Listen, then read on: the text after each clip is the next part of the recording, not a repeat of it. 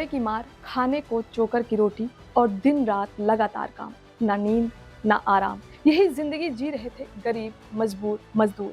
यह कहानी किसी फिल्म की नहीं और ना ही किसी पुराने दौर की है। यह कहानी है आज के भारत की, उत्तर प्रदेश के मुजफ्फरनगर की, जहां गरीबी और मजबूरी को हथियार बनाकर इंसानों को बंधुआ मजदूरी में झोंक दिया गया। और सबसे डरावनी बात यह है, यह सब उस दौर में हुआ जब देश विकास, डिजिटल इंडिया और $5 ट्रिलियन इकोनॉमी की बात कर रहे हैं।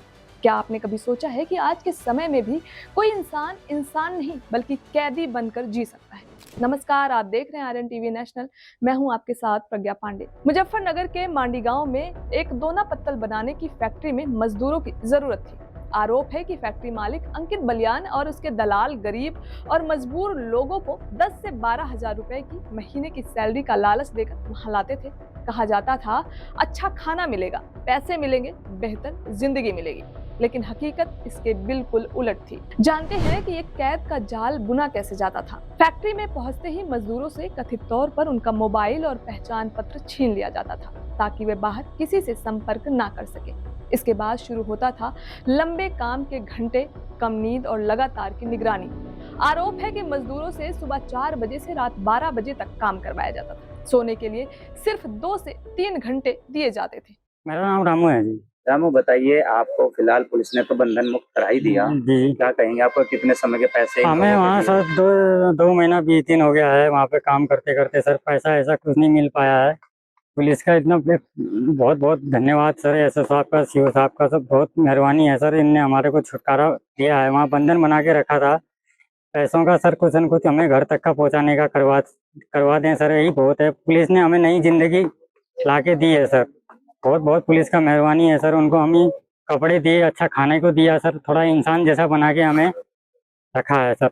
अतः हमें आज तक बहुत सताया है वहाँ कंपनी के अंदर सर। ना खाना मिलता था, ना कपड़े मिलते थे, ना पैसा दिया सर, कुछ नहीं दिया। हमें घर जाने तक का सर थोड़ा क्या चाहते हैं? आपके पैसा मिल जाए? हमें पैसा मिल जाए सर, हम घर तक पहुँच जाएं सर। वहाँ इतना पैसा मिल जाए, थोड़ा घर तक पहुँचने तक का हमें पैसा मिल जाए तो हम बहुत बहुत एहसान हो जाए सर। हम कभी जिंदगी में पुलिस का एहसान नहीं भूलेंगे सर। मजदूरों का दावा है कि उन्हें कई बार सिर्फ चोकर की सूखी रोटियां या बेहद साधारण खाना दिया जाता था। अगर कोई बीमार पड़ता या विरोध करता तो उसे छुट्टी नहीं मिलती थी और जो विरोध करता उसके साथ कथित तौर पर मारपीट की जाती थी। आरोप है कि काम के बाद मजदूरों को एक छोटे बंद कमरे में रखा जाता था और बाहर से ताला लगा दिया जाता था। भागने की कोशिश करने वालों पर कथित तौर पर कुत्तों से हमला करवाने तक की बातें सामने आई हैं। एक मजदूर किसी तरह वहां से भागकर पुलिस तक पहुंचा। इसके बाद प्रशासन ने कार्रवाई की। एसपी ग्रामीण के नेतृत्व में पुलिस, एसओजी और लेबर डिपार्टमेंट की संयुक्त टीम ने फैक्ट्री पर छापा मारा। इससे टॉर्चर करते थे ये जो इससे कोड़े का इस्तेमाल करते थे मारने का।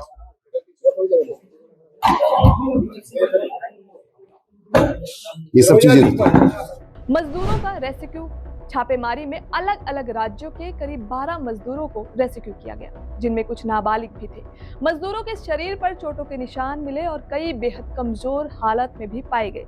पुलिस ने फैक्ट्री मालिक के पिता प्रदीप बालियान और एक कर्मचारी को गिरफ्तार किया। मुख्य आरोपी अंकित बालियान फिलहाल फरार बताया जा रहा है। पुलिस ने इस मामले में कई गंभीर धाराओं में केस दर्ज किया है, जिनमें बंधुआ मजदूरी, मानव तस्करी और हत्या तक के शक शामिल हैं। इस पूरी कहानी के बीच सबसे बड़ा सवाल यही है, अगर यह सब सच में इतने लंबे समय तक चलता रहा तो किसी को इसकी भनक क्यों नहीं लगी, और अगर लगी भी तो आवाज क्यों नहीं उठी? बदलते भारत के बीच पुरानी हकीकत देखें तो हम अक्सर सुनते आए हैं कि बाहर के देशों में, खासकर गल्फ देशों में, भारतीय मजदूरों के साथ बुरा व्यवहार होता है। उनके पासपोर्ट जब्त कर लिए जाते हैं, उन्हें कैद जैसी जिंदगी जीनी पड़ती है। लेकिन अब सवाल यह है, अगर ऐसी घटनाएं अपने ही देश के अंदर हमारे सामने होने लगे तो हम इसे किस नजर से देखें?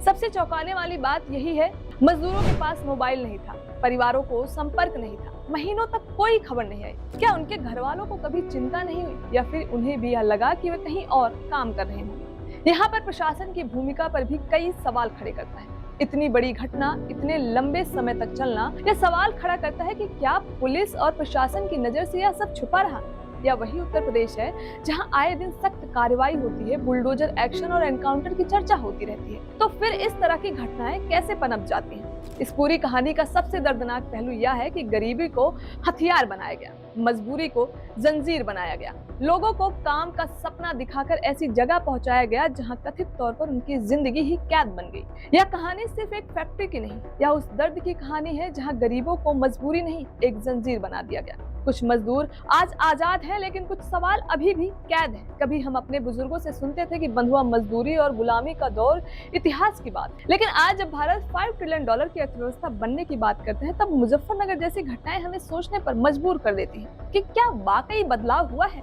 आपको क्या लगता है, हमें अपनी राय कमेंट में जरूर बताएं। फिलहाल के लिए इतना ही। खबरों के अपडेट्स के लिए जुड़े रहें RNTV नेशनल के साथ।